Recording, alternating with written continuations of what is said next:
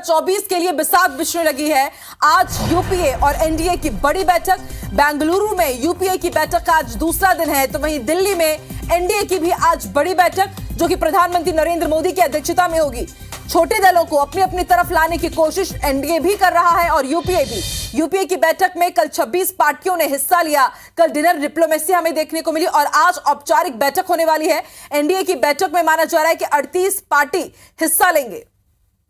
तो दो तस्वीरें हम आपको दिखा रहे हैं, बेंगलुरु की और दिल्ली की। दिल्ली में आज शाम 5 बजे प्रधानमंत्री नरेंद्र मोदी की अध्यक्षता में बड़ी बैठक होने जा रही है। वहीं अगर यूपीए की बात की जाए तो 2 दिवसीय ये बड़ी बैठक बेंगलुरु में चल रही है और इनका एक ही मकसद, United we stand.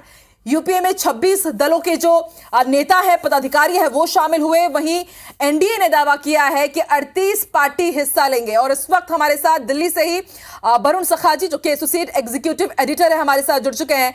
Varun ji, Bengaluru में यूपीए तो वहीं दिल्ली में आज एनडीए अपना दमखम दिखाने जा रही है। क्या समझा जाए, जो बड़ी बैठक है आज एनडीए की, उसमें 38 दल शामिल होंगे, ये शक्ति प्रदर्शन ही है क्या विपक्ष के बदलाव का?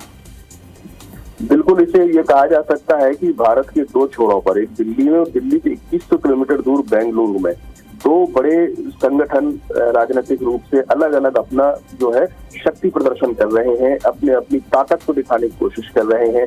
एनडीए ने दावा किया है कि उसके साथ 38 दल है। हालांकि अभी दलों की सारी सूची हमारे तक नहीं पहुंची है और जो विपक्षी हैं उन्होंने अभी फिलहाल में अपने दल का जो है कॉमन नाम अभी फिलहाल में नहीं है। जैसा कि ममता बनर्जी ने 2 साल पहले कहा था, अभी के नाम का कोई संगठन नहीं बचा है। तो आज हो सकता है कि 26 दल जो वहां मिले हैं, बेंगलुरु में मिल रहे हैं, ये मिलने के बाद किसी अपने एक संगठन का नाम ऐलान करें, अपने अलायंस का एक नाम ऐलान करें, ये भी हो सकता है। दूसरा, इसका जो असर की जहां तक बात है, तो असर को थोड़ा बारीकी से देखना होगा। 2019 के जो चुनाव है, उन चुनावों में भारतीय जनता पार्टी को 45% वोट मिले थे और बाकी लोगों को 55% वोट थे। तो ये सिंपल गणित के हिसाब से अगर देखते हैं तो विपक्ष अगर एकजुट हो जाता है तो 55% वोट जो है ध्रुवीकृत हो जाएंगे। परंतु ये इतना साधारण और आसान सा गणित नहीं है, क्योंकि अगर आप 2019 के चुनावों को देखते हैं तो मध्य प्रदेश और छत्तीसगढ़ की 31 सीटें, यानी 25 मध्य प्रदेश की और छत्तीसगढ़ की 6 सीटें ऐसी हैं जहां पर सांसदों ने, भाजपा के सांसदों ने 52 से लेकर 60% तक वोट हासिल किया है। तो इसका मतलब ये है कि उनके सामने जो राइवल्स थे उन्होंने 38% से लेकर के 42% के बीच में वोट हासिल किया है। तो ये विपक्ष अगर इकट्ठा हो भी जाता है तो भी अगर एक हाइपर उस पे जाते हैं, सीट वाइज जाते हैं जब लोकसभा में, तो भारतीय जनता पार्टी की ताकत ज्यादा बढ़ी हुई दिखाई देती है।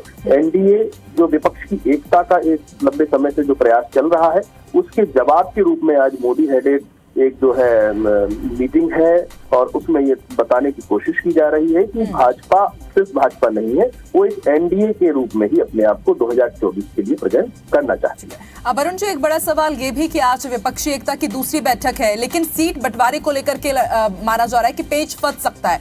तो कैसे ये लोग सीट का बंटवारा करेंगे और कौन इसे लीड करेगा? क्योंकि राहुल गांधी पर तो ये लोग एकजुट होते नजर नहीं आ रहे, तो सोनिया गांधी या फिर नीतीश संयोजक बन सकते हैं, ऐसा माना जा सकता है?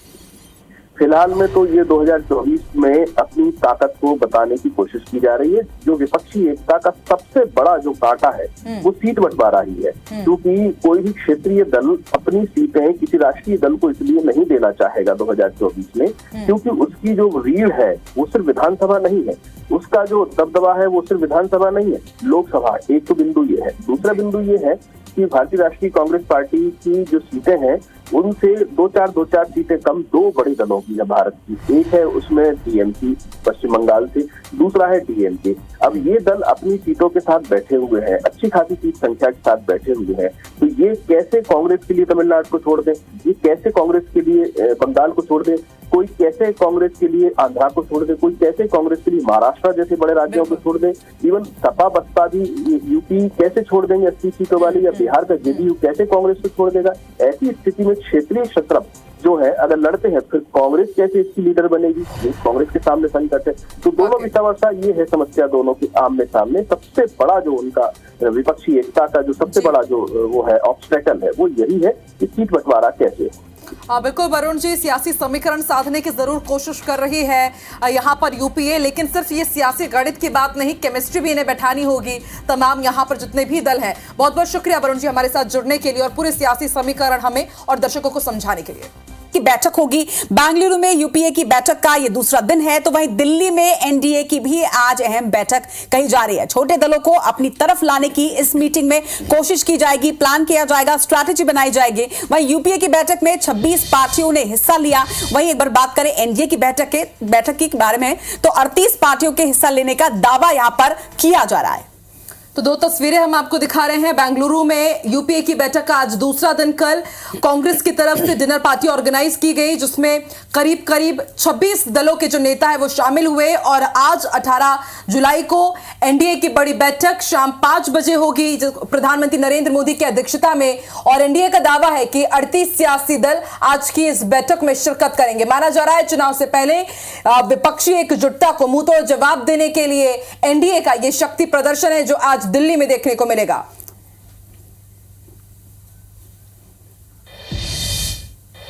वहीं बिहार के सीएम नीतीश कुमार के खिलाफ बिहार में बड़े बड़े पोस्टर्स लगे हुए हैं। बेंगलुरु में होटल के बाहर ही पोस्टर लगा दिए गए। यूपीए की बैठक वाले होटल के बाहर ये पोस्टर लगे हैं। नीतीश कुमार को अस्थिर पीएम उम्मीदवार बता दिया गया है। तो एक तरफ नीतीश कुमार कोशिश कर रहे हैं कि वो विपक्ष के संयोजक बन जाए, सभी जितने भी पार्टीज हैं उनको एकजुट कर सके बीजेपी के खिलाफ। और देखिए उनके ही खिलाफ बड़े बड़े पोस्टर्स लगाए गए हैं। एक तरफ जितने भी नेता पहुंच रहे हैं विपक्ष के बेंगलुरु में, उनको लेकर के बड़े बड़े पोस्टर्स लगाए गए हैं इस कोट के साथ कि यूनाइटेड वी स्टैंड। तो वहीं दूसरी तरफ प्रधानमंत्री अस्थिर बताया गया है नीतीश कुमार को। पोस्टर हम आपको दिखा रहे हैं जिस होटल में ये मीटिंग होनी है, ठीक उस होटल के बाहर आप देखिए किस तरह से अलग अलग मुद्दों को उठाया गया है। नीतीश कुमार पर तंज कसा गया है।